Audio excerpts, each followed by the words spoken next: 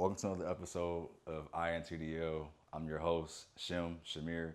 Trying to drop the chef from my name, honestly, because I'm not a chef anymore. But today's special guest is special to me because it's my first time meeting her. On top of that, a beautiful soul, one in a lifetime chance to actually meet this person as well on my show. So I always thought that if I was to be able to meet this person, it would be here, making a special occasion. It is my therapist of 4 years that I have had the pleasure of introducing myself from the first time in 2021 and has been working with me since then. Been great, been wonderful. She's very kind, a beautiful soul. I want to welcome my therapist, Tapiwa Kahari. You can come in. Tell everybody you say hi. Hi. So, Hello. how are you? I'm doing well. That was a wonderful introduction. Aw, you're so sweet. We just had a session a few days ago, so I had to be perfect. Yes. How are you? I'm good. It's the weekend. It's a little bit gloomy outside, but it's not too bad. And now I'm ready to cook food. And my first time meeting you, so like this is honestly a special day for me. And along with the fact that we get to cook you really good food and have a conversation is as much as I can offer myself for this weekend, which is great. Aw, yes. I'm super excited. And yeah, it is a special day because we actually get to meet. See, exactly. If y'all didn't know, if we always do a virtual sessions, she's been with me since I moved from Austin. Now I live in New York. So it's been a journey within the last 4 years, but also to have her as my therapist has been an amazing ride. And it hasn't been nothing short of growth. I think that's the key word you want to listen to right there. So to people, what we're going to do today, we're going to do a traditional dish. We're doing a chicken parm. I try to keep it easy as possible in terms of like not doing too much. So we're going to do a pasta. We had a tagliatelle, which is egg. Then we're going to have the pasta sauce, which is marinara. Well, my version of marinara is not too red, so the Italian purists, please don't kill me. Then we have the drenched chicken, thinly sliced, and then all we're gonna do, it's been egg washed, and then all we're gonna do is just have like a panko dredge one more time and then fry it. Okay. So first, what we're gonna do, I'm gonna bring some gloves out. Okay. I gotta figure out what my answer is. So we have my saucepan at smoke point. What you want to do, I have a towel to make sure I don't touch it and I don't burn myself. Make sure everything is coated. Wow. So I'm gonna come over here. Okay. I'm gonna have one. And so before you got here, we did a lot of prep. So we dredged it with breadcrumbs, flour, a mix of seasonings, paprika, garlic, onion, salt, black pepper. I think that's it. And a little bit of like some rosemary, thyme. We still have it up here. And with the second dredge, we have panko, the same thing with like a lot less flour. So you have a little bit more crunch to it. Salt, black pepper, garlic. It was already some Italian seasoning within the panko, so that's fine. And all we're gonna do now is just make sure everything is coated. Although y'all can't see it, we coating it. Y'all gotta just look at it. So, Wow. with chicken parm, you really want it to be as thin sliced as possible because you don't want it to be too. You don't want it to be too thick because that way it's not gonna be able to cook all the way. And y'all can start to sear this on the sear. Okay. And really, what you want your chicken parm to be is like golden brown, as much as possible. I'm also just to make sure it's cooked thoroughly. I want to throw it in the oven for at least like 5-10 minutes. It should be fine just on the skillet, but at the same time, you just never know. And I'm not trying to kill my therapist today because I'm not gonna have no more sessions. And then I'm gonna have a bad rep, and I want to have guests on my show. I want to have more, so Yes. we don't want to kill nobody. So now it's perfectly dressed again. So while we're doing that, I'm gonna take these off. Okay. Put on more. So the next thing is that we're gonna just throw in some pasta and the pasta sauce, or pasta was my bad. Should I grab gloves? If you want to, yeah. Okay. Go ahead. So all we're gonna do is come over here. If you want to, go ahead. You can throw the pasta noodles in the water as much as possible. I know we've had pasta on here before, so pasta water is as salty as possible, almost like the ocean sea. And just throw them in there. Tagliatelle it takes no time, honestly, maybe like 5 to 7 minutes. So just And we're grab throwing all of them in there? Yeah, I mean, Oh, that's fine. Yeah. okay. And yeah, I saw you put a lot of salt in there. I guess I've always thought you're not supposed to. Yeah, so what people, all right, so a rule when it comes to cooking, especially in restaurants, is everything needs to have a taste. Okay. So unless you want to be healthy, which is fine, you don't have to put salt in your water if you don't want to, but for me, I like to just have like, it's not too much of a salt taste to the noodles, but just enough to where like it's having that taste. On top of that, it's just really nice to have because when you're bringing everything in, you're marrying all these dishes from the pasta sauce, you're having the chicken parm, then you're having the pasta noodles. You start to have a blend of like taste together, and then when you have the finished product, it's like, okay, I can taste where the noodles is coming from with a little bit of salt. Then I can taste the pasta sauce. Then I can taste the crunch from the chicken parm. So these are all things that just help it. On top of that, we have fresh mozzarella and Parmesan. So Yes. I'm gonna I'll turn this up a little bit just to make sure it's a little bit more boiling. It's gonna take maybe 8 minutes to do. Okay. As you see, I have some tongs. I'm about to just check and see how this is looking. It's a little bit brown, but I want to be a little bit more deeper than that. And then with this one, I just put it on there. Y'all can see it's a little bit brown, but just a little bit more. Nice. If you want to, you can also taste the pasta sauce. I have some tasting spoons. Okay. You can grab one. You wearing white, so be very, very careful. This is red. So just take a little bit and then just taste it. Okay. All right, does it need anything else? I like it. All right.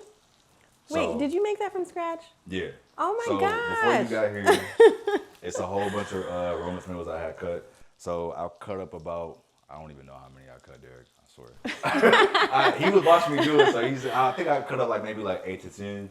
I had like maybe 3 bags of Roma tomatoes. I pitted them first just so I get the pit out, and then cut them up, diced them, and then I let them cook down for a little bit, and then we have some action shots you're gonna probably see. I don't know when, but we actually bird mixed it with one of like something like this. Shout out to my old job because I had got this from them, so that's the only thing I can really congratulate them on. But so what we did was just bird mix it in a sense, make sure it's like really crushed up, and salt, black pepper again, just traditional seasonings, actual garlic, onions, thyme, rosemary. I think I will probably add more thyme just to like give it a little bit more color when we actually plate it up. Yes. And I think that's pretty much it. So I do have my purple tweezers, so it's starting to bubble up. Starting to see that. So what we want to do is just give it a nice twirl. You don't want your noodles to stick as much as possible. So as these are going, I'm just making sure that I want to taste these throughout the time too, so it'll be fine. And what is that called again? Tagliatelle. Okay. So, what was it? I think on the previous episode we did pappardelle, which was a very thicker noodle. We did that with like a short rib ragu. I think I did tagliatelle on one of the episodes, or bucatini, not really sure. But I like tagliatelle because it's a flatter. It reminds you of like fettuccine, but it's a little bit better than that to me. I can smell this starting to get a little bit more dark as it's starting to get cooked. So I want to be a little bit less on this, but this is still fine. So what we're gonna do is just let this sit. I'm gonna flip this over, and then I'm gonna add some tomato sauce on it, and then we're gonna throw it in the oven. I can smell the burn. Yep, this is where it's the air right there. But either way, it's still good. Yeah. So once this is a little bit cooked in, we're gonna add some tomato sauce. Then maybe put it in the oven for about 8 minutes. I'll probably time it. It's 11:26. Probably put it in there around 11:28. And once that happens, we're gonna add a little bit more fresh mozzarella halfway through, just so it can melt. And then we'll have these already done. Put it up. Will be it. Wow. So for me, I'm a critic of my own. I'm the highest critic of myself. I don't like seeing this in a sense, only because it looks burnt. You don't want that ever. But I have 2 other ones, so it's fine. Yeah.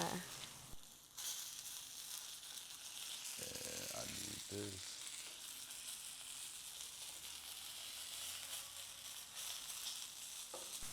And is that supposed to usually cook on like medium high, or? Because it's a cast iron, yes. Like I don't like cooking too high, only because this can happen. Especially with cast irons, they can, once it gets to a smoke point, it's pretty much hot for a while. Gotcha. You don't have to do too much. So yeah, so you can start to see it's gonna be a little bit burnt on here. So this is where I want it to be at. I want it to be Like not that. too much, but you can see the side where it's deep brown. Okay. So this is what I would do. I am actually going to do this. Hand me 1 spoon, please. Yes. Just a regular spoon? Okay.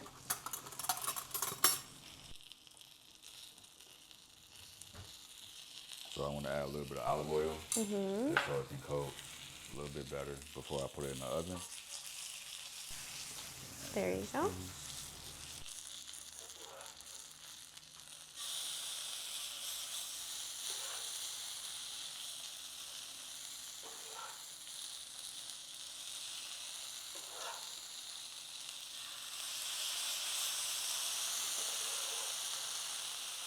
So you can see it's starting to, with cast irons, they cook a lot harder than non-sticks, which is fine. And all I'm doing is just making sure that this is coated evenly. I want to add a little more olive oil to it. Okay.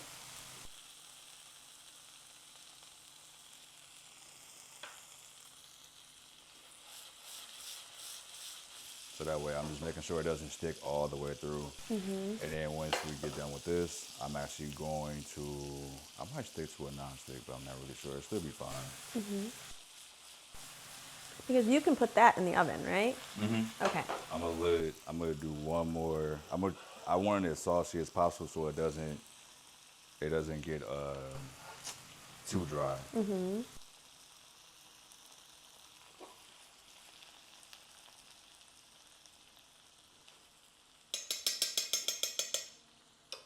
So with this, put it in the oven. Trash can gotta get out of my way. So we're gonna put this in there, maybe 11:29. Put it in there for like 4 minutes. I want to take it out. This should be done.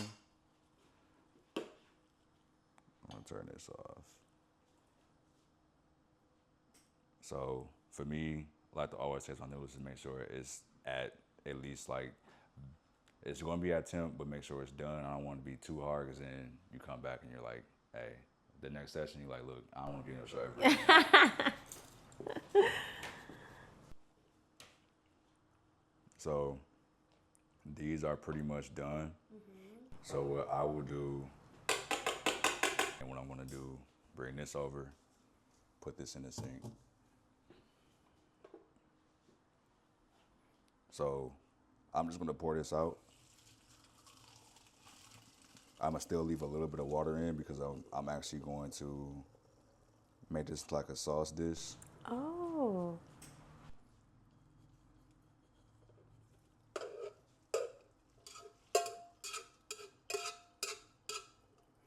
So I have a little bit of sauce left.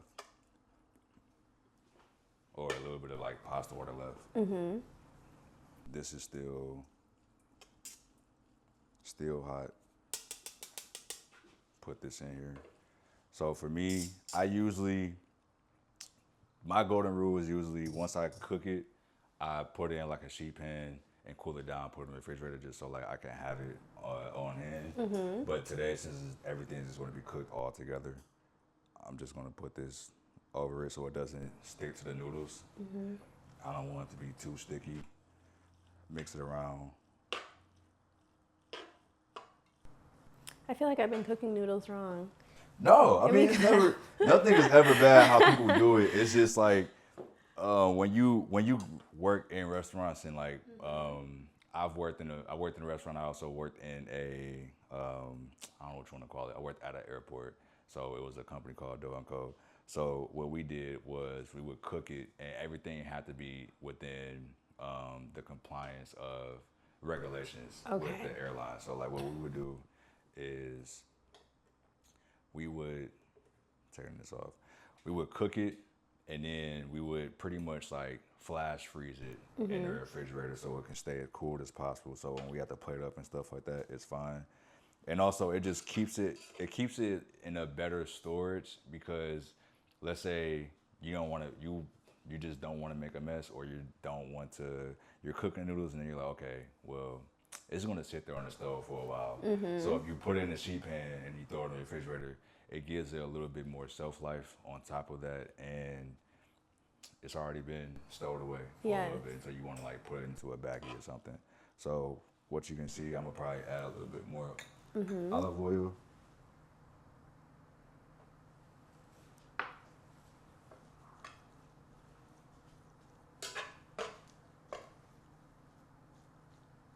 So I'm gonna let it chill a little bit longer. I want to check on the chicken parm just to make sure it's going the way I want it to. And as you can hear and see, Nice. it's starting to get that coat with the sauce, and that's as good as I want it to get. So the next thing I want to do is start the plate up. So what I want to do is come over here. This has been a little bit warm.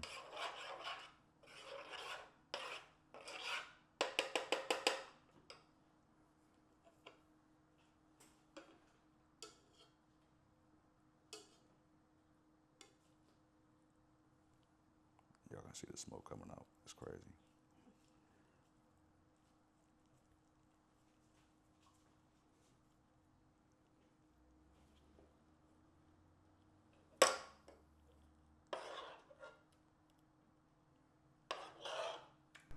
Wow, this is fancy. We gonna look.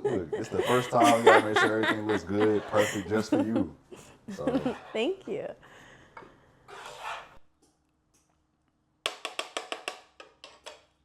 and as I already spit my noodles up, so that's fine. I'm gonna do it one more time.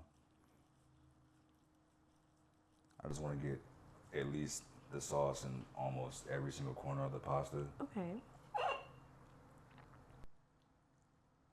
I'm gonna break it out just so.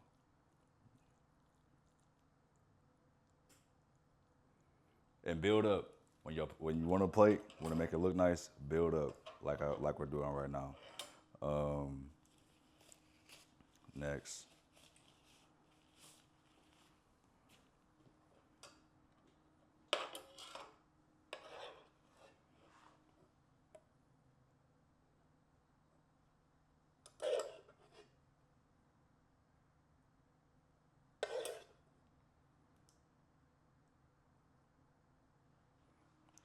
it's gonna be extremely hot.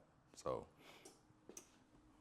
what I want to do now, is there anything you want to add as far as like greenery, any Parmesan cheese, any rosemary, thyme? I want all of it. Okay, all right, that's all we need. That works. It works. So,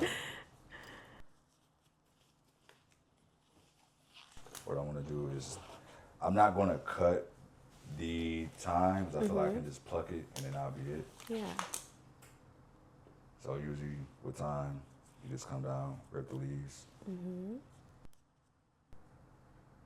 That's the stem.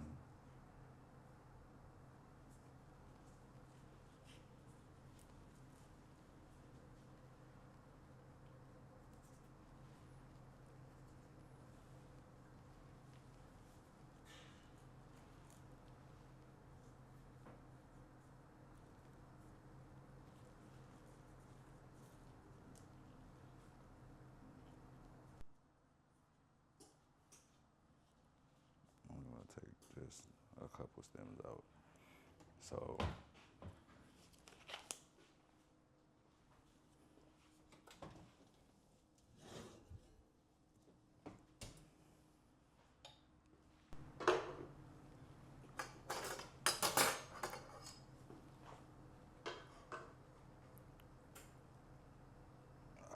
This is about as hot as it's going to get. Oh, it's breaking, which is perfect.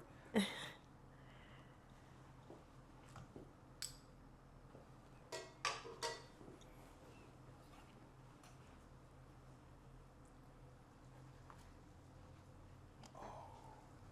this is perfect. Yeah, that looks It's hot. good. No, I'm burning my fingers, but that's good.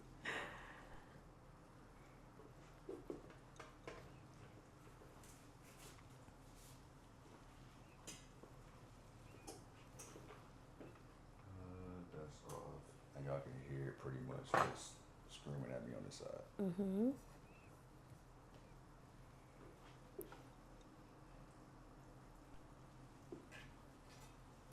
Do you want it on top or you want it on the side? On top is fine.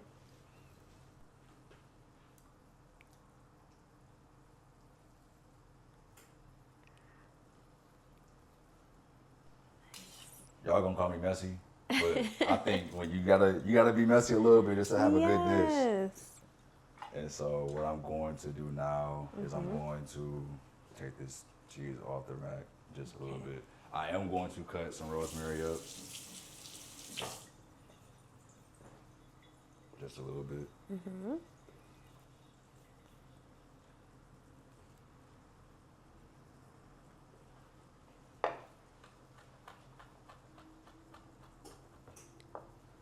And what flavor does the rosemary add? It's more like you can smell it. It's like an aroma. Actually here, you can. So. Oh yeah. I'm not gonna add too much to it. It's just that aroma to it where it's okay, this is what this is. It's more like it's rosemary. But like it's like a earthy feel, earthy smell to it, and it's not too much. Do you want any fresh garlic, any Parmesan? Yes, please.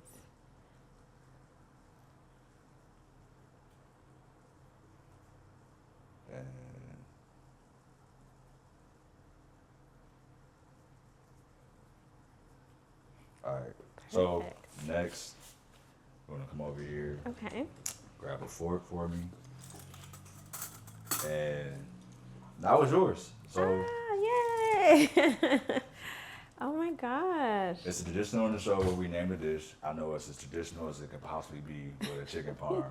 But if you want to name it, what would you want to name it? Naming it?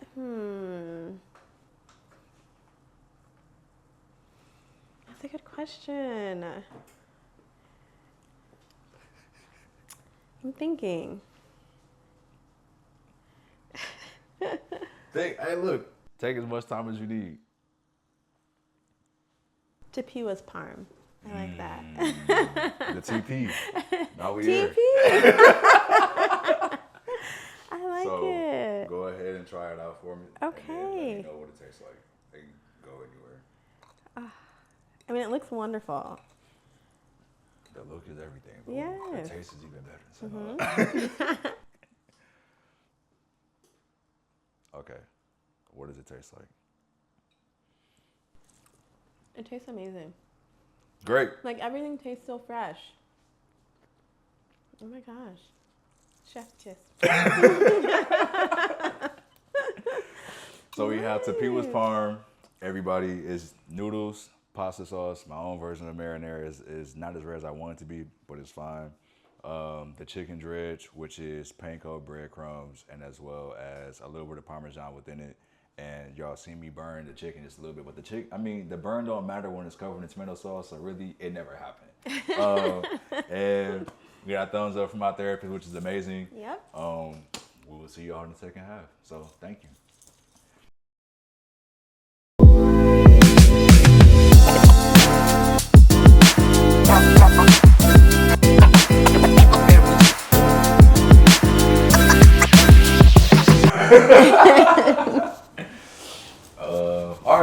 Right. Tapiwa, how was everything? It was amazing. Yes, thank you for cooking. That was a wonderful meal. It tasted amazing. Everything was fresh, and I can't wait to cook it for my family. Great. Look, I tried. We're gonna give you a wine bottle, like I said, recipe for everything, and then on you go. But the biggest thing is that like now I have you here to like as an interviewee. I don't know if you've ever been interviewed before, but you've been in therapy or you were a therapist for 11 years now, I want to say. My first question is now, what is something that you could tell year one Tapiwa from year 11? Probably like pre-grad school. But I would just remind her to like just to do it scared. Because it's gonna be okay. I think I put way too many expectations on myself year one about just making sure I was like the perfect therapist, and there's no perfect anything. Because you learn from your clients. Your clients make you a better therapist, and I learned that as I went through. They do. So, I mean, I appreciate you and I appreciate all my other clients, but that's really what it is. So, again, year one, just do it scared, trust the process, and know that your clients are going to be able to help you be a better therapist as well, and a better person. It works. I mean, that was my next question, was more so like, since you talk about like being scared in year one, what got you to want to be a therapist in the first place? And I guess have those feelings dissipated, or when did they dissipate? Like at least in a year, or what specific year did they like kind of dissipate? Well, yeah, I'll rewind a little bit. So this is when you asked like if I ever been interviewed. Okay, so my senior year of high school, I hosted like the senior show. So like I would interview people, do all that, and it made me want to be a journalist. And so that's what I went to college for in my undergrad, was I majored in journalism. And then the first year I was like, unless you are like Oprah, Gail, Barbara Walters, it's not going to happen. Not like that, like pursue your dreams, don't get me wrong. But like I just was like, there has to be a lot of like certain type of work that you have to do to be a journalist. And I was like, I don't know if I have the capacity for that. So I randomly took like a social work class, and then I fell in love with it. And so I changed my major to social work, graduated with that, and then I went to grad school. So I went to grad school at MSU, and you have to do 2 tracks for social work. So you do clinical or macro. I didn't know the difference between either. So I didn't know clinical was to be a therapist. And a lot of people are like, wait, what? I didn't. And so I did the clinical route, and then I was so confused on the first day of grad school. I was like, why are all my classes about being a therapist? Like, I thought like social work, you're going to be like a CPS worker or like a case manager. And to be honest, I got my master's because social work to get up, you kind of have to have your master's. So that was my intent. It was never really my intent to be a therapist. And then once I realized like, oh, that's the track that you're on, I fell in love with it. And I was like, oh my gosh, like I love talking to people.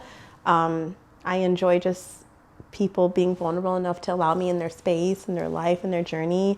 And then that's kind of where it started. So your question too about like what changed about year one, it was just me getting comfortable talking to people. And also I felt it was important as an African American and Black woman and person and therapist, for us to have someone who looks like you talking to you. Because in the spaces I didn't see a lot of Black therapists at all. To be honest, at most of the practices I was in grad school doing my practicums or my internships, I was the only one. And I was like, yeah, right. So when people go to therapy, who do they see? And so that was like when people like us go, I'm like, what? So that was a big contributor in me wanting to do it. But I think my first year, I realized like my focus was on African American mental health. And that's how I shift. And that's what kind of brought me through being more comfortable. Yeah, being a I think therapist? like that was like one of the biggest things. I was already in therapy. My first go around was like maybe 2018, 2019. I had like a very older woman, maybe in her like mid 70s. What? And like she no like she was my parents' therapist. She sounds cool, but Yeah, no, like she was my parents' therapist, and so I went to her because this is my first time even like thinking about going to therapy because I just felt like it's worth a try. I wasn't no trouble kid, nothing like that, but I think that like everybody needs. I think it's a great outlet to have a therapist. So I wanted to just see what it was like, and also not knowing like, okay, I have these thoughts and what I want to say, but like how do I go about it?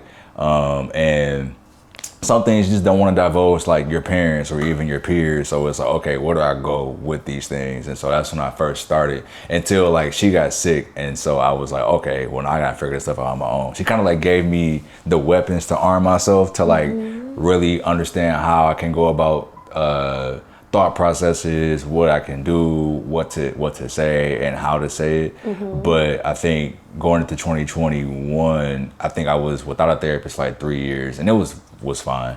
And I don't think I ever had like any trouble, any problems. But then a lot happened in 2021 with friends and even just like figuring out life. So that's when I sought out a therapist. And transparency, it was between Tapiwa and another therapist, and I was like, I felt like Tapiwa really was great at the fact that you really cared about your clients, one, and also two, you took notes. And that was like the biggest thing too. I was like, yo, she takes notes, amazing. it's gonna help me in the long run for sure. But also I think like when I looked at as therapists, my first therapist was a Black woman. So I wanted to continue that trend. It wasn't a trend, but I wanted to continue that, knowing that one, I didn't really want a male because I felt like I had enough men in my life anyways, but like to really understand like where the thought process comes from being a Black woman to giving me insight and understanding more about what I can talk about and how to talk about it, led me to you. And that led to 4 straight years of being a great therapist and a great client at that. But also, I think that has been like one of the biggest things is like you impacted my life for the better. Has continued to help me grow, continued to like challenge me in terms of like, I always felt like I didn't necessarily have like, I didn't need like the internal work a lot. And I think you told me that like the first year you were like, hey, I think like you're pretty much good on that. And so like now where I'm at in life is that relationships is like a really big one. So like now I'm starting to like really understand, like, although I know who I am a whole lot, I am very confident in who I am and what I do. But I think now as you get into like relationships, it's got nothing to do with you anymore, and it's about this next person. And I think that's what you've helped me out a lot with now is like learning how to communicate, what to say, how to say it. And we laughed a little bit before this about like, not to say I don't care, but to say, look, you is just not high in my priority list in a sense, and that's things that I think that have been worked on greatly. But yeah, so like going into that, I think that you are right. There's not a lot of representation, not just for Black people, because when I seek out therapists, I want somebody to look like me, giving me advice, and Black women as well. And I think that that's been huge. So do you think that I guess it's a nice segue. Do you think that do you want more Black people to be in therapy? And I guess, why do you think it is that there aren't a lot of Black people that are in therapy? That's a great question. I definitely think as a culture, right? And depending on where you grew up, how you grew up, your environment, I think therapy just isn't talked about enough. And it's just kind of like figure it out on your own sometimes within our culture. And I think mental health isn't talked about enough in our culture. And I think that's where it really starts, right? So the more and I think we are getting more comfortable with that, right? Talking about mental health, its effects, what it looks like, who it affects. And it starts early too, because usually someone in our family or someone in our lineage had a mental health disorder or a diagnosis, whether it's diagnosed or undiagnosed, right? So that happens a lot. So sometimes when we're thinking about it, it's like, uh-oh, these things are going on with me, but I don't know what it is. I don't know my history. I don't know kind of where to go or navigate that. So I think that's really where it is, just more education about mental illness, what it is, and that it's okay to talk about it. So the more we get comfortable talking about it, I think the more we will be in it. So kind of when you ask like kind of why there aren't enough or a lot of Black people in therapy, I don't think that there's not a lot not in therapy. I just don't think they know how to kind of start that process. Yes, and that's what it is. It's like, because I know a lot, like, I mean, I'm biased, but I think everyone should have a therapist. But I think that's really what it is, because when my clients come to me, it's really like, I didn't even know where to start. And I think that's what it is. So more education about what it looks like, who's out there, and just being okay with, like, if you need to talk to someone, you can talk to someone, and kind of normalizing within our culture that you don't have to suffer alone. And there are people and outlets, and whether you don't even want to go to therapy, also normalizing, like, building your supports. Who are they? Being more comfortable about talking about your feelings. And as a Black woman, I know even in my family dynamic, and also as an African woman, we really didn't talk about feelings at all in my family. It was kind of just, you do what you need to do. I knew my parents loved me, but I never heard it. I just felt it, right? But still, if I could go back, my parents are wonderful, and I feel like I had a good childhood, but like, I would have wanted to hear that more. I would have wanted to talk about it more. And it wasn't until I got older that was normalized in my family. And so now it's just like commonplace for us to say, I love you, or this or that, but before it wasn't. So feelings weren't talked about as well. So I think it's a lot of different things that go into why we don't seek out therapy. But I think the main thing is just education about all of it, mental health, therapy, what it is. And I think also people are scared, because what is it? Does it mean I'm crazy if I go to a therapist? And I hate that word too. Like, no, you are not crazy if you go to a therapist. It's really just about like talking about your feelings in a safe space, learning how to navigate and cope with that. So yeah, I think there's a lot of things, but just really just normalizing and education. I think that will have a lot of us seeking it out a little bit more, and knowing that they have spaces with people like us. So there's a lot of online platforms where you can go to that are specific to African Americans, and that you can look for a therapist who looks like you. You can look at preferences, whether it's Psychology Today, therapy for Black girls, therapy for Black men. Like, there's a lot of platforms out there that can help you guide that if you don't know where to start. I think that goes into my next question, is that I know it can probably be a hard question, but what is it that you can say to whether it's anybody who's Black who is kind of scared to go to therapy? Like, what can you say to like get them to go and to stick with it in a sense? Yeah, I would say it is very intimidating. And I have to say that in the beginning, like, so you kind of have to get through that intimidation part. And what I mean by that is, like, it can be scary because you're looking to talk to someone you don't even know, right? So I think building that confidence to really be like, you know what, I want to take care of me, and I want to put me first and make sure that I'm really utilizing all my supports that are out there. So if I could really say, I would say just try to get comfortable with being uncomfortable, if that makes sense. So once you get past that and picking a therapist, I think you'll be able to stick with it. And I have to say this too, it's not a one and done. And I love how you brought up the fact that it was between two different therapists, which I think that is amazing. You have to do your shopping around as well, because sometimes people think they have to stick to a therapist. And it's like, you don't. You might have your consult or your initial intake or your session. Like, after 2-3 sessions, you may be like, this isn't it. That is okay. You can shop around and do your research and really know that, okay, I feel comfortable with this person. And I think that is too, not feeling bad or that you're doing it wrong, that it's not working out with this therapist. Is it me? And it's like, no, it's not you. It's just like, not everyone clicks or connects.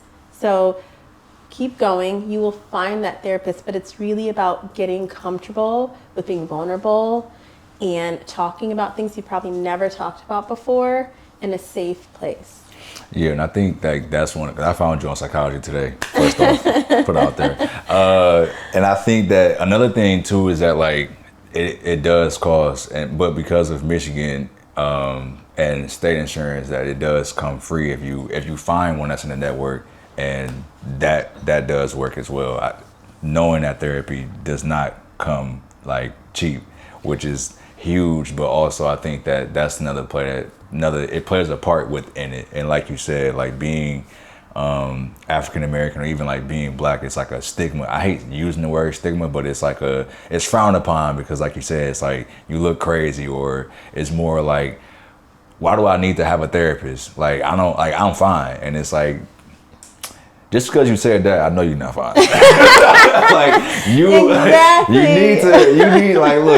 I think it's healthy to, me personally, for me, I always found it's healthy to have one. And like you said, I agree that everybody needs to have one, because I feel like it's never a bad time to have somebody just have an outlet to whenever you just have a thought or a question, or even something that's like a little bit of a deeper dive into like why you thought this and things like that. So I think that's great. I guess we can go into the fact that you have evergreen therapy. I'm not exactly sure when you started, but I guess, when did you start evergreen therapy? Yes. So I started evergreen therapy, and you brought up a good point. Like, I've been seeing you for 4 years, so I'm like, I gotta think. So I think this will be my 5th year, because I began the process in 2020. And then I think I opened it 2021. So no, it'll be my 4th year, yes. But Day one out here. I know, you're a real one. So I started in 2021. And I had originally been working for a group practice, and I was just looking around and being like, I can like do all of this on my own. Like, I don't feel like I need like all of these people in this. And plus, when you work for a group practice, they're amazing, but like you're not able to kind of pick and choose your clientele. And I knew that was very important for me. I wanted to make sure that I was accessible to African Americans. And so I was like, you know what? It's COVID, it's the pandemic, we have more time. And that's really when I went like really, really deep into doing it. So 2021, got all the things together, started it. I was nervous because it's like you work for yourself, you're being a business owner, an entrepreneur. And on top of that, right, I have a full-time job already, working for the state of Michigan. So I was like, how is that going to work? Like, am I going to be really able to be there for my clients? And it did. I think when I said before doing it scared, I think I was giving myself all these excuses about why not to do it instead of just doing it. So 2021, I hit the ground. I was a little bit like, oh my gosh, are people going to want to come to me? I got my Psychology Today page together. And then people just started coming. And yes, you were one of like my first clients for my practice. I was there. Yes.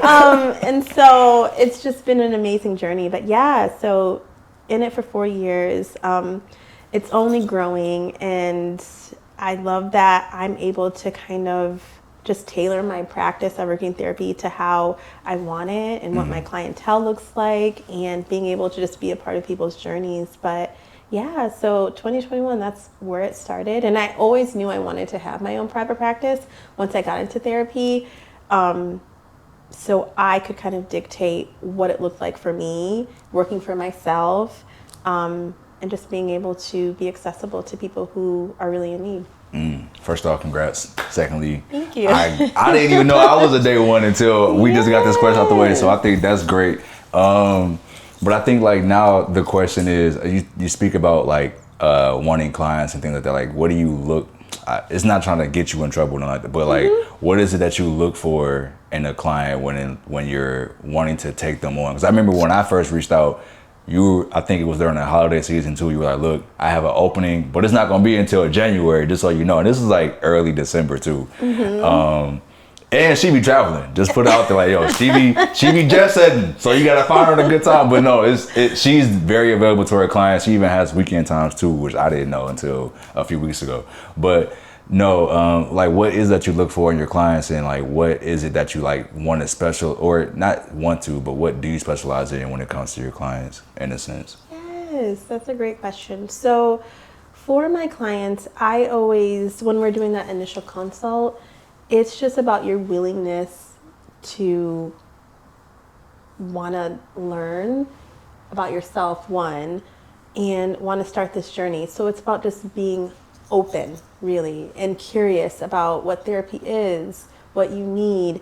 And in that initial consult, I can tell like people who are really motivated to work on themselves, and that's a big one too. So yeah, the motivation and the openness to therapy, and knowing that it is a journey, and it's not like you attend 2 sessions and then you're fixed, right? And I think sometimes some clients will come in thinking like, yeah, like, so 3, it's like, well, no, this is probably a journey that you're going to have for the rest of your, healing is for the rest of your life, growing is for the rest of your life. So usually when I take on a client, it's like just hearing that excitement in their voice. And don't get me wrong, a lot of times when clients come to me, it's not like they're at the best point of their lives, right? Sometimes they're just wanting to be able to have a person to process with, but sometimes a lot of my clients are at maybe the lowest point that they feel. So even when they're at the lowest, if I can still hear that, like, I'm committed to working on myself and working on this journey, that's usually when I'm locked in. And in terms of my specialty, so I specialize in trauma, anxiety, and depression. So that's usually the bulk of my clients, and that's what we usually work on and through. And trauma, anxiety, depression looks so different with our culture and in African Americans. And a lot of the times it shows up differently. So a lot of the times we don't show the typical symptoms of depression, trauma, or anxiety. And so that's what I try to normalize with a lot of my clients, is that, yeah, you can still be depressed and high functioning. You can still have trauma and be high functioning, or have anxiety and be high functioning. It's just that it manifests in different ways for us because of what we've been through in our environment. And I think that's a big thing too. I think a lot of people don't understand, like, depression looks and feels in different ways. When I went to her, I wasn't depressed. But I definitely knew that I was like, all right, it's some things I really want to work on. Because I think in 2021, I had a really shit year. And so I really wanted to have a therapist again. And I lucked up and found Tapiwa. And luckily, she was like, look, you know what? I'm going to actually fast forward from January to December. I can see you now. And so I was like, great. But no, I think, like you said, it's a lot of different things that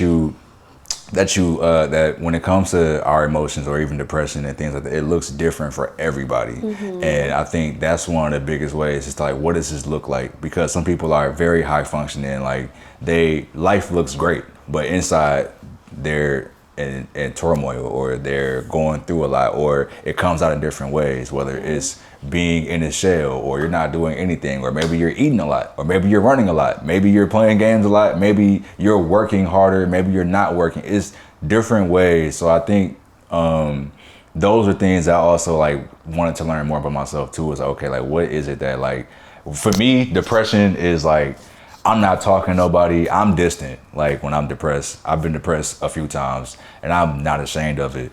But it's about the things that you do when you want to work through it, and that is the most important part. And knowing, like, I think trauma and depression looks and works differently for people based off of their family as well, like you speak about, and like how your parents have handled things. You may have picked up on those habits, and it's okay. I want to break those. So, like, I know you can't say too much, but like, with your clients, have you had a lot more breakthroughs when it comes to those type of things?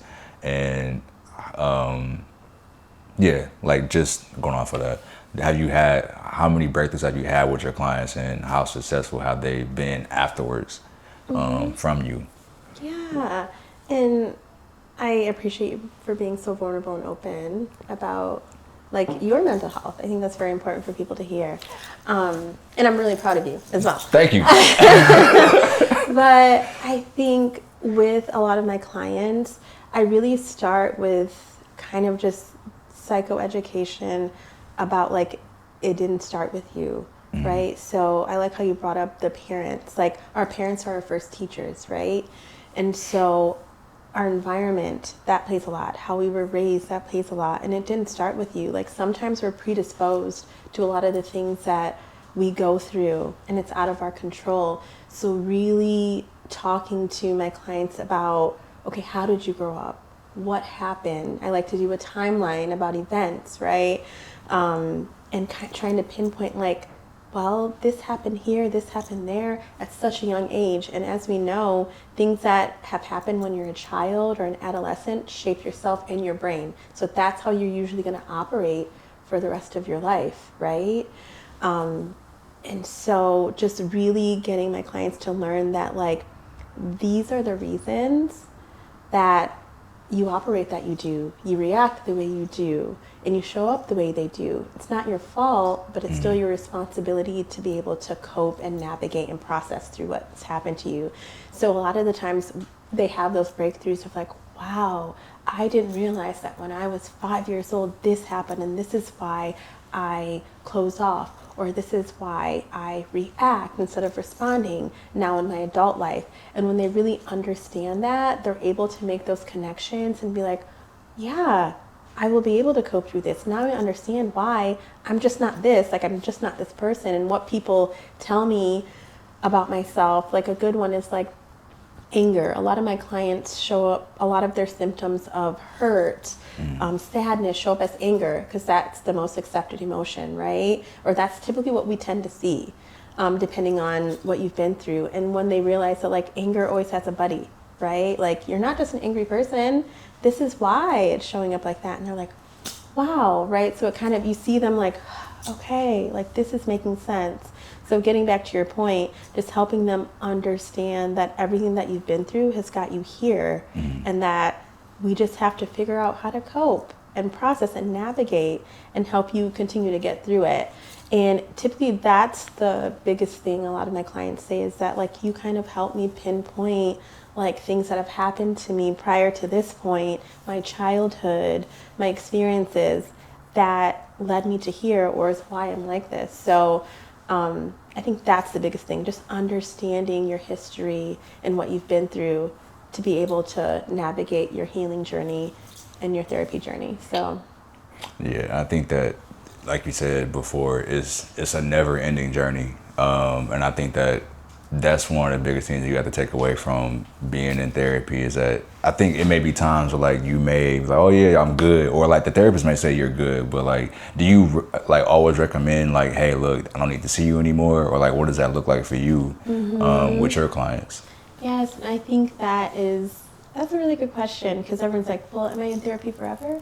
Sometimes, but and that's not a bad thing, because some people just want to do maintenance. Like, I just want to have a therapist on hand. Just, I know I'm good, I've processed, I've worked through things, but I just still want that perspective.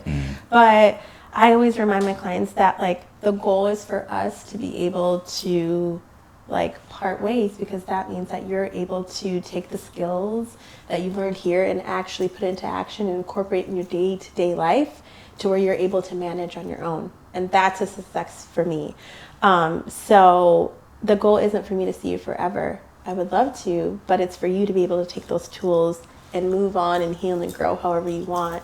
So a lot of the times I'll usually check in with my clients depending on how long we've been seeing each other. But you can also tell as a client yourself. And I think sometimes clients are like, well, am I just supposed to keep going every week or every other week? And it's like, well, no, you're not. Like, some of my clients, I can hear them, and like sometimes in sessions they'll be like, well, I don't really have a lot to talk about. And I'm like, that is okay.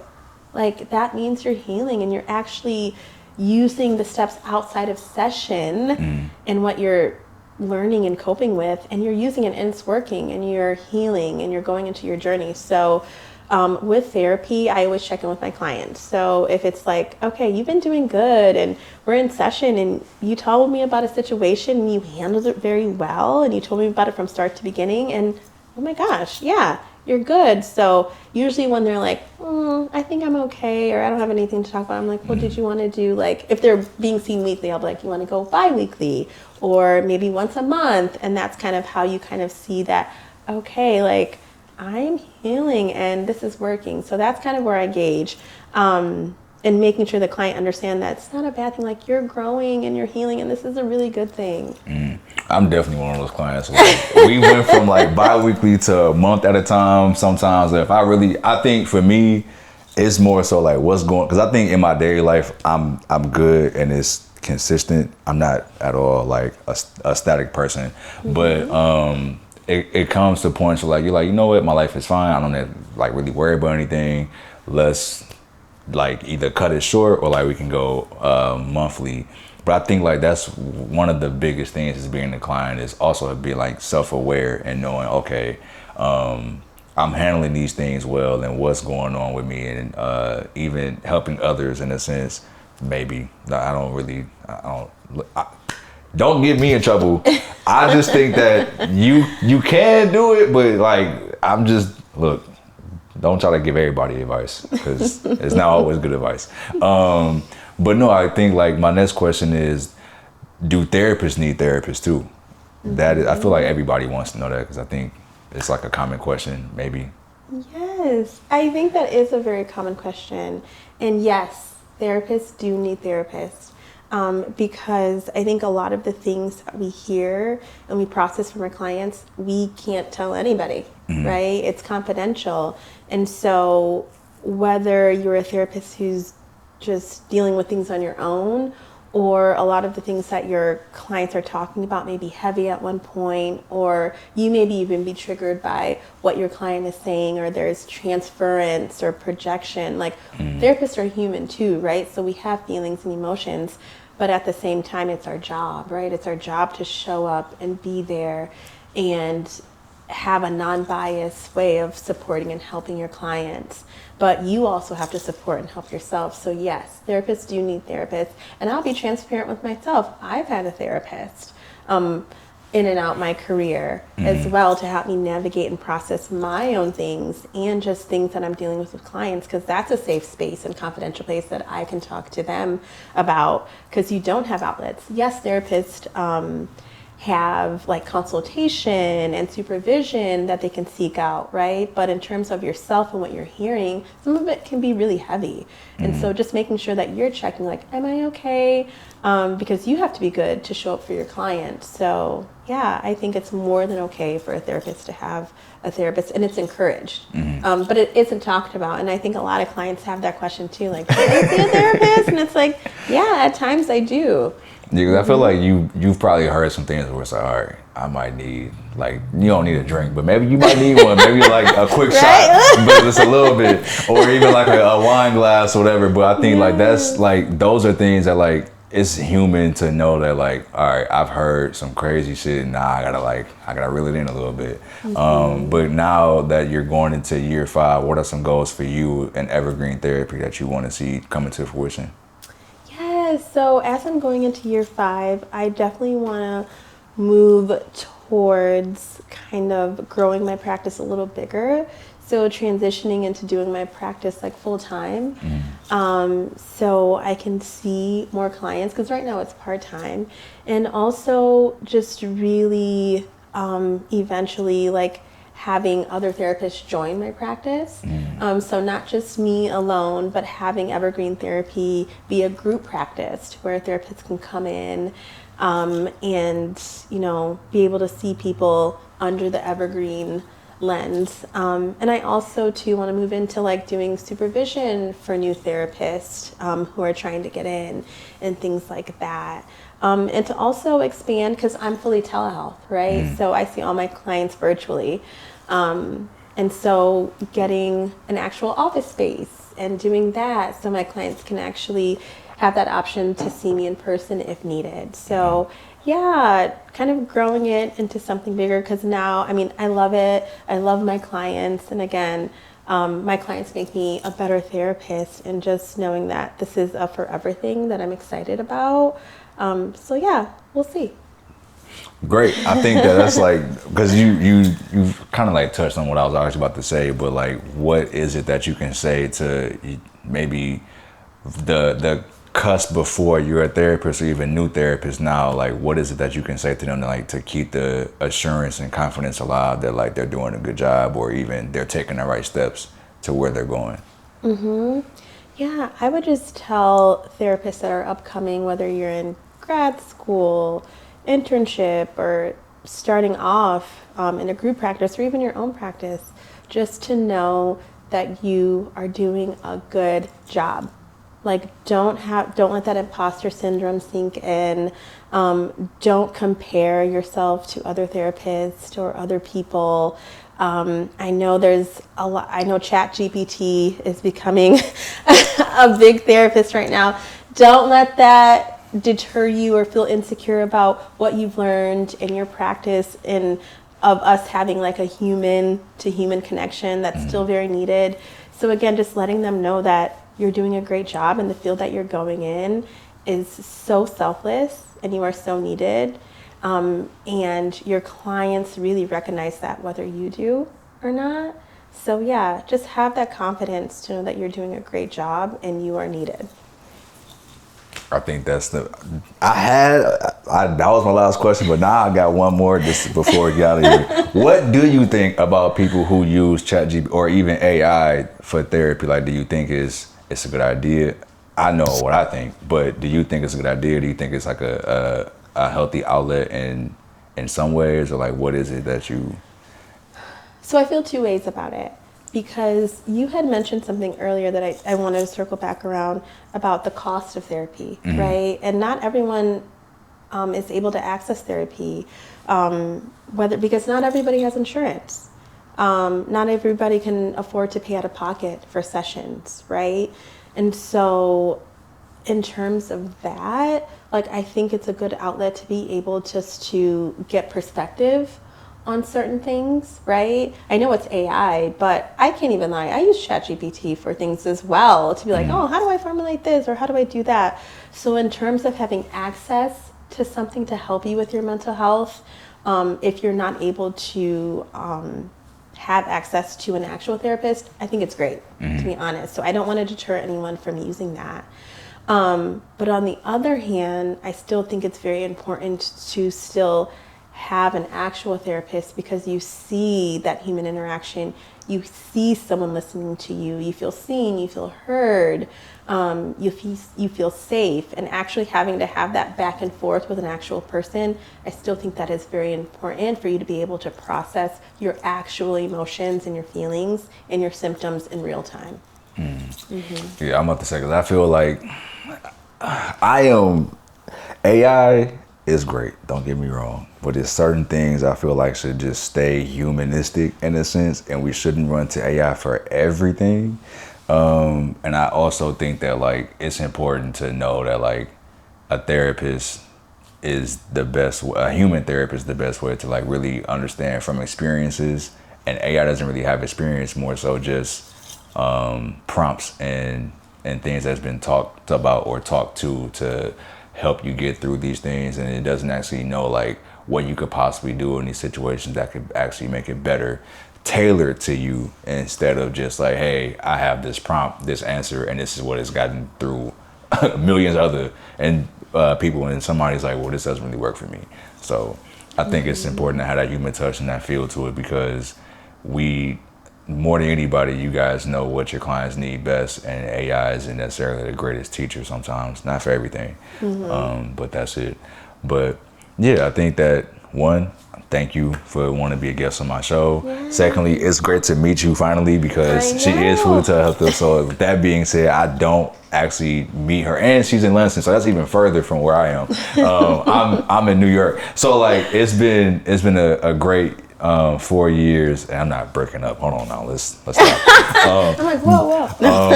But no, I want to say thank you for taking the time out of your day just to, like, come here, actually meet me, one, and actually be a part of our show, and secondly, just expounding upon so much about what therapy looks like coming from a Black woman, and also what it looks like for somebody who's a client who's a Black man, and wanting to know more about what does it look like to get into therapy, how does therapy work, and above all else, to still know that it's never a bad time to get into it, because it comes for all ages in a sense, and it's universal.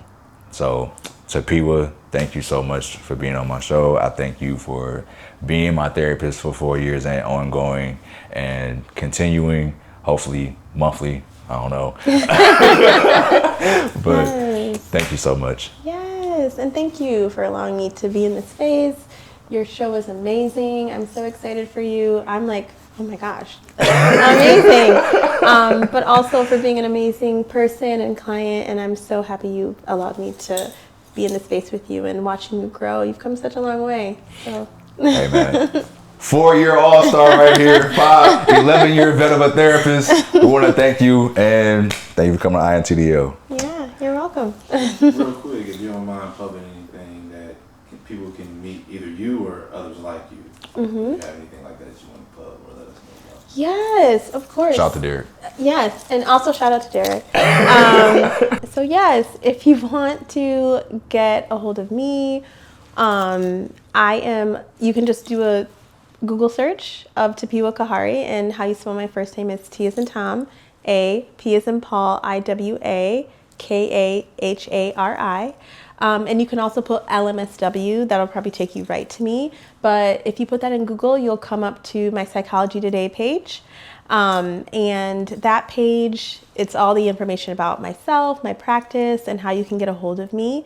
And I'm also available on Therapy for Black Girls as well. And so if you just put my name in the search tab, you can be able to connect with me as well. And you can also reach out to me via email. My email is my first name, so TAPIWAKAHA@gmail.com. And if you want to just ask me a question, kind of ask how therapy goes, what it looks like, you can also contact me in that way. And in terms of just therapy and being able to access therapists, Psychology Today is a really good resource not only to find me, but other therapists. If you want to explore that, and if you want to start that process, you can pick who you want, put any preferences you have, and it's kind of tailored into finding kind of the therapist that you feel like you'd be most comfortable working with. And again, quickly, in terms of starting therapy, it's about just reaching out. So if it's to me, just contact me on any of those platforms, email Psychology Today or Therapy for Black Girls. Then we schedule like a 10 to 15 minute phone consultation talking about your needs, what you're looking for, what therapy looks like, and then actually scheduling that initial intake for us to start your therapy journey. So again, if you have any questions about anything, again, put me in Google, and then my practice name as well, Evergreen Therapy. So if you put Evergreen Therapy also into Google, you'll be able to find me as well. Y'all heard it here first. Thank you to Tapiwa again. Shout out to Derek, because Yeah, I shout for out sure to Derek. forgot. And yeah, I hope you can continue to help as many people as possible. And please reach out, because she's an amazing therapist, and on top of that, a beautiful soul. So we need to keep Evergreen Therapy going, and to have more new therapists underneath her wing. So thank you. Thank you. All right. Yay. And you guys just hit that button, or you can take it over. Oh, yeah. Bro.